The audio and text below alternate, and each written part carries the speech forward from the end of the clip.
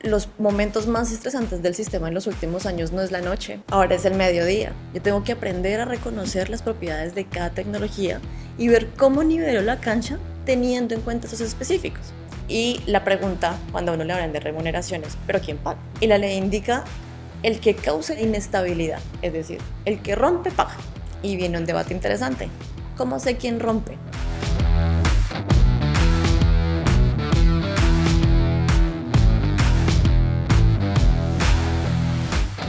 Hola, bienvenidos a esta tercera edición de Conecta COES, el espacio que hemos creado con la intención de difundir el conocimiento que se produce dentro del COES y también analizar temas de actualidad energética con invitados especiales. Y justamente hoy día tenemos una invitada muy especial. Tenemos con nosotros a Alejandra Machuca, que es la gerente de regulación para Latinoamérica de Celestra. Celestra es una compañía dedicada al desarrollo de energías renovables. Bienvenida, Alejandra, un gusto tenerte aquí. Muchas gracias, Sergio, por la invitación. Qué gusto tenerte. Supe que estuviste un poquito malita. Acá ustedes le dicen gripa, nosotros le decimos gripe. ¿Estuviste con la gripe? Sí, tuve un poquito de gripa a final de año. Creo que se da un poco porque en Colombia tenemos una costumbre de reunirnos 9 días antes de Navidad, hacer algo que se llama las novenas, donde rezamos 15 minutos y después comemos, bailamos, celebramos. Casi es como Navidad 9 veces. Entonces, esas reuniones más el clima frío da mucho para la gripa. Alejandra, por si acaso, colecciona títulos. Alejandra estudió ingeniería eléctrica, tiene maestría en ingeniería eléctrica, un posgrado en economía, un magíster en economía, y si no tiene más títulos es porque no le alcanza el tiempo que tiene que trabajar, ¿no? Toca, a Sí, veces, a en mi veces tiempo toca. libre. Sí. Bueno, esta vez vamos a tratar sobre la ley, la famosa ley 32.249. No se vayan, no es que estemos monotemáticos con esto o obsesionados con la ley. Lo que pasa es que, como ustedes saben, el COES tiene que ser y es imparcial. Entonces, las anteriores entrevistas, la anterior entrevista que salió en dos partes, tuvimos a un invitado que tenía una posición crítica hacia la ley y sus reglamentos, y entonces lo que corresponde, naturalmente, es ahora entrevistar a alguien que tiene otro punto de vista sobre esta famosa ley. Y entonces empiezo, Alejandra, con la primera pregunta es, una de los alegatos del anterior invitado fue que en realidad esta ley no era tan necesaria para desarrollar renovables, porque se están desarrollando renovables ya sin necesidad de la subasta RER y sin la ley. ¿Qué puedes comentarnos al respecto? Bueno, antes de responder tu pregunta, César, quiero extenderte una muy grande felicitación por este espacio. El sector eléctrico, y esto pasa en todos los países, suele ser bastante especializado. Combina disciplinas como la ingeniería, la economía y el derecho. Y hace que a veces el lenguaje sea difícil de entender para otras personas que no están siempre en el sector. Entonces, estos espacios tienen mucho valor en términos de cómo nos pueden acercar a nosotros que vivimos este día a día, a personas que tal vez no están tan familiarizados. Así que, pues, felicitaciones. Muchas gracias. Y en virtud de eso, yo creo que es muy importante que todos entendamos la diferencia entre dos conceptos, la energía y la potencia, y lo voy a definir no en términos eléctricos, sino regulatorios. Entonces, la energía es algo así como la cantidad de electricidad que todos consumimos cuantificado en kilovatio hora. Y la potencia es como esa garantía de que la energía que necesitamos consumir esté disponible en algún determinado tiempo del día. Entonces, antes de la ley, la regulación peruana lo que exigía era que si los distribuidores necesitaban comprar energía para trasladarla a sus usuarios finales, tuvieran que comprar esos dos productos de la mano. Yo puedo vender tanta energía como potencia firme tenga. Y hubo algo muy acertado en el episodio anterior, y era que la potencia firme de las renovables está muy asociada a lo que genera en lo que llamamos las horas puntas, que es básicamente la noche. Entonces, ¿qué pasa? Las solares, pues el sol no brilla de noche, entonces su potencia firme es cero. Y las eólicas tienen una producción un poquito más uniforme a lo largo del día, pero solo una parte de su energía se genera en horas punta. Entonces, hay mucha de su energía que producen que no pueden contratar. Parte de las virtudes que tiene esta ley es separar esos dos productos. Yo puedo vender energía, vender potencia, o los dos. Y eso lo que hace es flexibilizar. Ahora, parte del episodio anterior mencionaban que la ley era innecesaria porque habían otras formas de hacer esto. Sí. Nos decía como, mira, la verdad es que tú puedes ir y comprar potencia de otro vendedor y con eso se soluciona el tema. Entonces yo me quedé pensando y dije, puede ser una solución, pero démosle un zoom in, un doble clic. Supongamos que yo voy y pongo una planta solar en la tierra del producto gastronómico más maravilloso del mundo, que es el rocoto relleno. Por si acaso no sabe que soy arequipeño. ¿Eh? Ah, no. No, no sabe. Y yo quiero vender esa energía. ¿Por qué es importante vender esa energía? Porque yo no tengo tanta plata, yo tengo que ir a un banco y decirle, señor banco, présteme dinero, quiero poner un proyecto solar en Arequipa o en cualquier otra región con un potencial de radiación interesante. Y el banco me va a preguntar, bueno, ¿y cuál va a ser tu fuente de ingresos? Yo le digo, no, lo que pasa es que necesito vender la energía. Pero para vender energía necesito potencia. Entonces digo, bueno, ¿a quién le voy a comprar la potencia? Y son solo 4 empresas las que tienen ese producto disponible para que yo pueda hacer esa compra y revender mi energía. Entonces, son opciones bastante limitadas las que tengo con un agravante adicional. Y es que esas son las mismas empresas con las que yo compito en el mercado para vender mi energía. Entonces, claro, en una primera medida sí puede llegar a ser una solución que yo vaya, compre potencia y con eso compre energía, pero recordemos que el objetivo de la ley es promover la competencia. Si yo dependo de mi competidor, si yo tengo que ver si él me quiere vender la potencia o a qué precio me la quiere vender para que yo pueda participar en otro mercado, las condiciones de competencia no son deseables. Entonces, la ley era absolutamente necesaria para que yo pudiera financiar más proyectos de energía renovable o incluso de cualquier tecnología. Tengo que hacer de cardenal del diablo y discutirte. A ver, esa era una salida, ¿no es cierto? Pero había otra. Y porque el argumento alegado era que las solares tenían una barrera porque no podían ofertar, porque no podían, pues, la ley no lo permite porque no tenían potencia firme, ¿no es cierto? Pero resulta que las eólicas sí, y ya tenían potencia firme desde 2019, algo así. Y tenían en virtud de un procedimiento COES, que lo definió y lo escribió Sinermin, hay que decirlo, y les asignó una potencia firme a las eólicas basadas en un algoritmo X, que es el promedio de los últimos 36 meses, etcétera, etcétera. Bien se podría haber hecho algo parecido con las solares, y se arreglaba el problema. Tenían potencia firme, tenían ingresos de potencia, y ya no estaban impedidas de participar en las licitaciones de las distribuidoras. Eso también podría haber sido una solución, pero primero es importante que tanto el coordinador como el regulador sigan lineamientos de política pública, ¿cierto? Y ahí es cuando empezamos a discutir cuál es el papel de cada uno de los organismos dentro del sector eléctrico. Entonces, sí pudo haber sido una solución interesante, pero acordémonos que la potencia, su misión, siempre es garantizar que yo tenga la energía en los momentos más estresantes del sistema.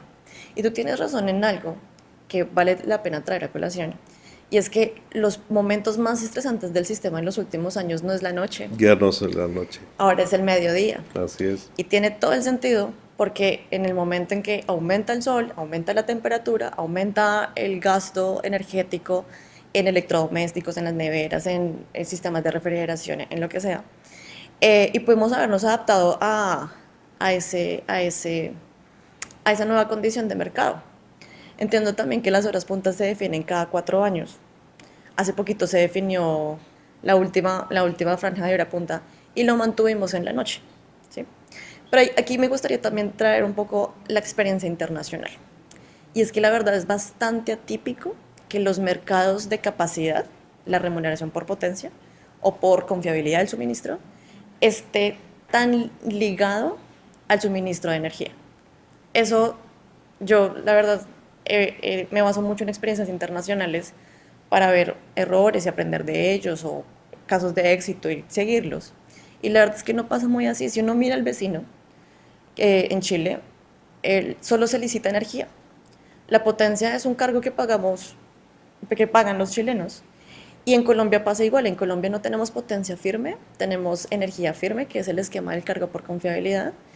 Y el cargo es un esquema totalmente independiente de la venta de energía. Yo puedo tener ingresos por cargo por confiabilidad sin tener PPA, o puedo tener un PPA y tener ingresos de potencia firme, pero no están linkeados. Entonces, esa relación obligatoria en realidad va a seguir siendo un problema subyacente, porque Como vienen contratos, cada que cambien las horas punta yo voy a tener que acomodar ese contrato. Y eso también causa un ambiente como de inestabilidad financiera y regulatoria. Entonces, lo mejor era siempre separarlos. Bueno, en todo caso, la ley está dada y la discusión ahora será sobre el reglamento.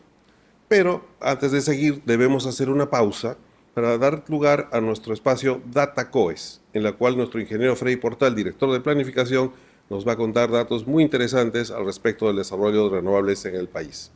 Seguimos. Hoy en DataCoes conoceremos cómo viene creciendo la generación con energías renovables no convencionales en el CEIN, enfocándonos en la solar y la eólica, que explican la mayor parte de dicho crecimiento. Primero daremos una mirada histórica y luego mostraremos lo que está proyectado para este año 2026 y para el largo plazo. En este gráfico observamos la incorporación de capacidades de centrales solares y eólicas al CEIN según su inicio de operación comercial, diferenciando claramente dos etapas de desarrollo del mercado. A la izquierda, hasta el año 2018 se aprecia el crecimiento asociado a la subasta RER, propiciadas por el Estado, es decir, un crecimiento incentivado en el que se les aseguró a los proyectos la compra de la energía a un precio fijo. Como resultado, se tuvo una incorporación de capacidad progresiva y relativamente balanceada entre solar y eólica. Este periodo sentó las bases del desarrollo renovable en el sistema. La línea punteada marca un punto de quiebre a partir del año 2021. Entramos en una segunda etapa dominada por el libre desarrollo, en la que el crecimiento se acelera de forma significativa. Aquí se observa un fuerte impulso de la generación eólica en el año 2023 y el año 2024, y un incremento muy relevante de la capacidad solar hacia el año 2025. Esto nos muestra que el mercado renovable no convencional ha alcanzado un nivel de madurez que le permite crecer sin incentivos especiales, consolidando una expansión más dinámica y sostenida dentro del CEIN. Este segundo gráfico muestra la proyección de capacidades centrales renovables no convencionales con año de puesta en servicio para este 2026, organizada según el tipo de estudio que siguen los proyectos en el COE. En primer lugar, con un volumen más relevante, resaltan los estudios de preoperatividad que corresponden a proyectos en una fase de estudios donde se evalúa que no impacten negativamente al CEIN. Aquí destacan más de 2.900 megawatts de solares y más de 4.000 megawatts de eólicos. Los estudios de operatividad corresponden a proyectos con un mayor nivel de madurez técnica y una probabilidad significativamente mayor de materializarse. En esta etapa observamos solamente proyectos solares con alrededor de 750 megavatios. El CEIN no solo tiene un fuerte crecimiento proyectado en renovables, sino que una parte muy importante de este crecimiento se encuentra en etapas avanzadas de evaluación con ingreso previsto inclusive para este año. En este tercer gráfico presentamos la estadística de los proyectos de generación que están en diferentes etapas de sus estudios de preoperatividad presentados al COES. Algunos en revisión y otros ya aprobados. Estos datos abarcan hasta el año 2033. Como se puede observar, se tienen más de 27.000 megavatios de proyectos de generación, de los cuales más de 24.000 son eólicos y solares, es decir, casi el 90% son renovables no convencionales. Confirma que la oferta de nueva generación en el futuro tiende hacia las energías renovables no convencionales, principalmente la solar, seguida de la eólica, y que dicha tendencia se está dando por iniciativa libre de los agentes, sin necesidad de incentivos. Finalmente, presentamos un mapa del Perú con un detalle interesante respecto a esta oferta de generación futura.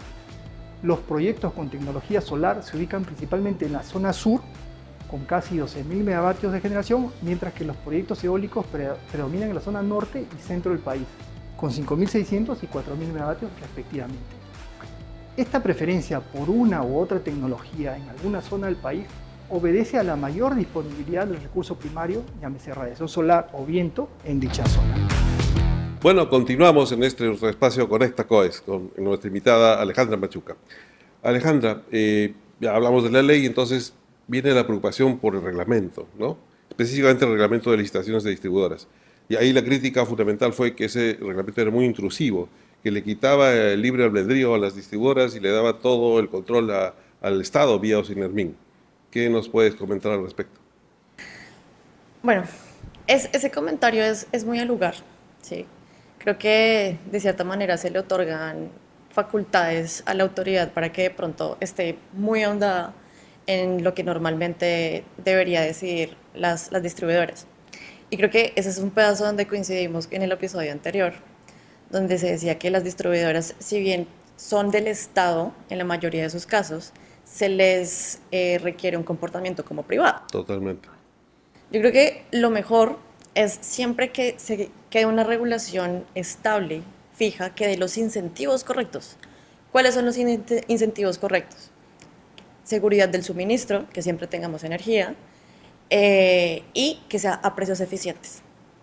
Si se le dan también incentivos a las distribuidoras para que hagan la mejor compra de energía en términos de beneficios para sus usuarios finales, el regulador no tiene que estar interviniendo, ¿sí?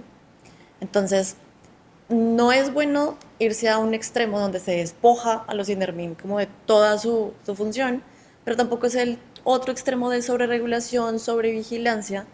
La idea es encontrar un equilibrio donde yo tenga incentivos adecuados y pueda lograr lo mejor sin tener que intervenir tanto. Tú sabes que este reglamento ha generado muchas discusiones, ¿no es cierto? Algunas de ellas un poco enconadas. Y lo que hemos sentido algunos es que se produce una situación, no en todos los casos, en algunos casos, en algunas personas solamente, de que esto es como una guerra entre los que están a favor y los que están en contra de las renovables. Porque basta que alguien emita una opinión que sugiera que algo se cambie, estás en contra. Es como el caso de la anécdota que rodea a la historia de Antoine Lavoisier, ¿no es cierto? El químico francés que hacía sus investigaciones durante la Revolución Francesa, le fueron a tocar la puerta para que ayude, y él dijo, yo quiero seguir haciendo mis investigaciones, mis experimentos. Pero si no estás a favor de la revolución, estás en contra. Y lo guillotinaron al pobre. ¿Ya? Entonces, eso, ¿tú cómo ves eso? ¿Tú que desde fuera has sentido ese ambiente aquí en el Perú? Un poco, sí. Ahora, a mí me gusta mucho todo lo que rodea el debate técnico. Ujú. Porque cuando uno está a favor o en contra, a veces tener esa pluralidad de opiniones lo hace ver a uno perspectivas diferentes y otros puntos de vista que uno no había tenido en cuenta antes de analizar algo y decidir si es bueno o malo. Pero más allá de eso, yo creo que es muy importante que todos converjamos en algo y es la importancia de una matriz energética bien diversificada, ¿sí? Depender exclusivamente de una tecnología no es estratégico en términos de la seguridad del suministro. Si todo es hidro, viene un fenómeno del niño y me quedo sin energía. Si todo es solar, se hace de noche, me quedo sin energía. Si todo es térmico, dependo mucho de precios de combustibles y la energía es cara. En cambio, si yo tengo un balance energético donde tengo varias fuentes y puedo confiar en ellas y en sus diferentes propiedades, yo puedo tener una energía segura y confiable y eficiente. Y acá me gustaría introducir un término que también hablaron en el episodio anterior y es el de neutralidad tecnológica. Tema favorito para el COES. Y es que eso es un concepto fundamental para cualquier sector, pero hay que saberlo utilizar, porque la neutralidad tecnológica no se puede entender como un terreno plano donde yo le aplico las reglas a todo el mundo las mismas. Yo tengo que aprender a reconocer las propiedades de cada tecnología y ver cómo nivelo la cancha teniendo en cuenta esos específicos. Y te pongo un ejemplo. Supongamos que ahora yo soy la directora del COES. Y entonces digo, ahora todo el mundo le va a aplicar las mismas reglas porque yo soy neutral tecnológicamente. Y de ahora en adelante me di cuenta que tengo un montón de renovables.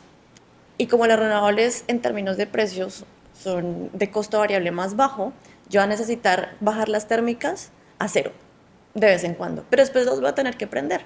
Entonces alguien se va a aproximar a mí y me van a decir, Aleja, eso no se puede. Porque las térmicas tienen algo llamado el mínimo técnico.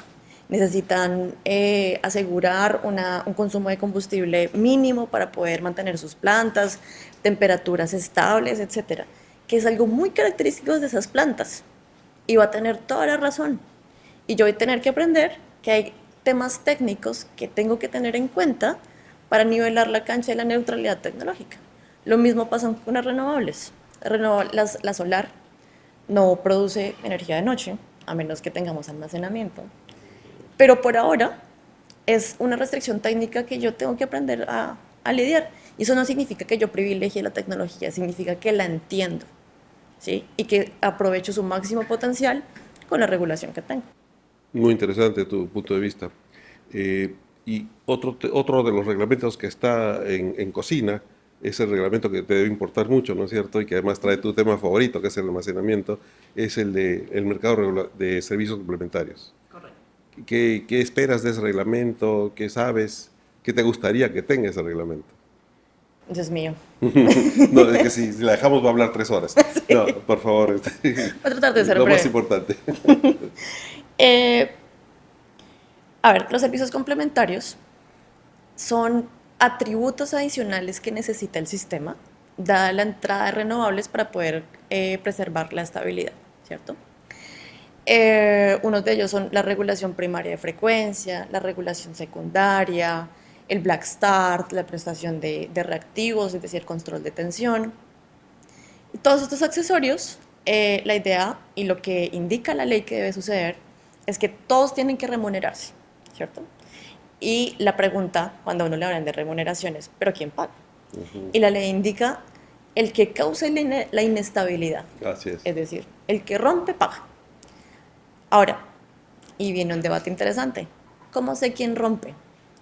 Porque lo que he visto en debates es que todos pensamos que las renovables son las únicas que rompen. No, No, claramente no. no, Cualquier convencional puede salir de servicio y rompió la estabilidad. exactamente. Totalmente. O la demanda, De que hecho, se sí. salga de su pronóstico. El día que hay un partido Perú-Colombia, de hecho que le va a subir la demanda. Por supuesto, eso espero. Entonces, encontrar ese culpable, ese potencial pagador va a ser un reto para esa reglamentación. Pero lo que yo espero de ese reglamento es, primero, que reconozca los servicios complementarios que son, que los remunere adecuadamente y sobre todo que al final lo que obtengamos es una cantidad de reserva suficiente para que podamos echar mano de eso cuando lo necesitemos y balancear el sistema. ¿Sí? Yo creo que la máxima prioridad tiene que ser la confiabilidad de la operación, que es una responsabilidad no solo del COES, es de todos.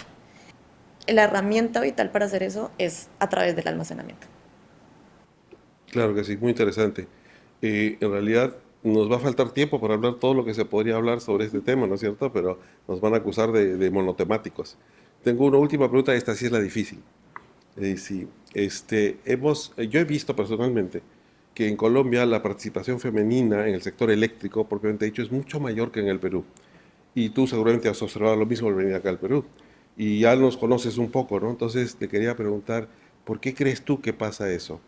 ¿Qué es lo que falta para que suba? Porque, digamos, muchos dicen que las empresas tienen que hacer, pero las empresas promueven, dicen, no hacen discriminación, no pasa nada, pero las chicas no estudian ingeniería eléctrica.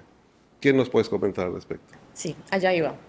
Yo creo que la forma de atajar el tema de la participación femenina es desde mucho antes de la universidad, ¿cierto?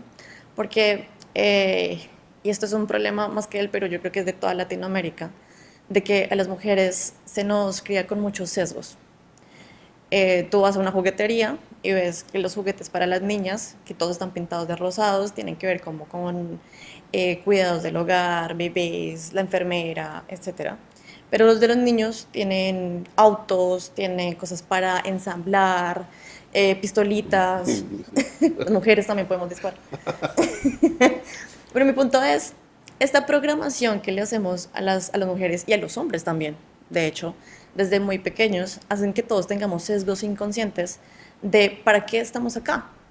Entonces, a mí me parece que es un problema de los dos lados. Así como las mujeres se nos programa mucho para las carreras que son de cuidado, a los hombres se les programa para otra cosa. Entonces, yo creo que es bien importante que nos vinculemos a lo que nos gusta. Hay muchas mujeres que disfrutan el tema de resolver acertijos matemáticos, lógica, y ahí es donde se puede cultivar la ingeniería, pero también hay que vincular a los hombres a los oficios de cuidado, ¿cierto? Yo creo que es más un balance, de tal manera que las mujeres tengan más interés en vincularse de la carrera de ingeniería. Ahora, también hay algo importante, y es que nos separa, adicional de eso, es que las mujeres cargamos con el tema de la maternidad, ¿cierto? Cosa en la que no puedo vincular a los hombres. Y en ese sentido, ahí sí viene mucho la responsabilidad corporativa de entender esas diferencias, y hay políticas públicas muy interesantes alrededor de eso, de más home office para mujeres que son cabeza de familia, horarios flexibles, salas de maternidad en las oficinas. Ahí sí creo que las empresas tienen mucho por hacer. Sobre la diferencia entre Perú y Colombia, no sé dónde podría radicar. Me parece una pregunta interesante, voy a tratar de analizarlo. Pero sí, yo creo que hay que hacer una invitación desde los colegios a que exploren las mujeres qué les puede dar este sector, porque la verdad es bastante interesante. Yo creo que definitivamente vamos a tener que tener otro capítulo contigo, porque el tiempo de hecho no nos va a alcanzar mucho, así que te agradezco mucho tu presencia. No sé si quieres dar algún comentario final, es algo que lo tengas ahí atragantado y quieras decirlo antes de acabar. Por supuesto. Nada, agradecerte muchísimo la invitación y decir que Perú es un país maravilloso que me ha dado mil oportunidades de aprender, no solo del sector eléctrico, sino de su gente, de su cultura, de su gastronomía, que, Dios mío, soy la fan número uno del chaufa. De acá nos vamos a un chaufita. Vamos. Y nada, agradecerles muchísimo esta oportunidad. Muchas gracias a ti, ha sido realmente un privilegio tenerte por acá. Y amigos, no se vayan a olvidar, seguimos adelante, sigan en nuestro canal porque se viene un cuarto episodio que va a estar muy interesante. Muchas gracias a todos, hasta la próxima.